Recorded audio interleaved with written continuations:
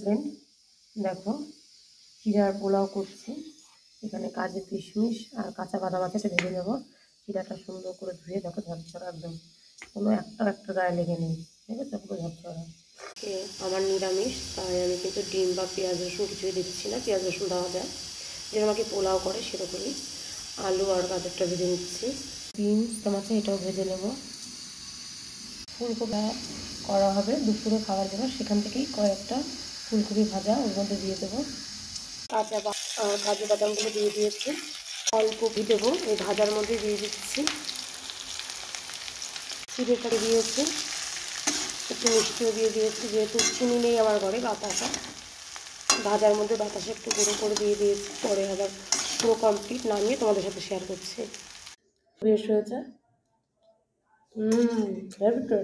তার জন্য একটু আর বিদিশা করে আস্তে আস্তে প্রায় 11:30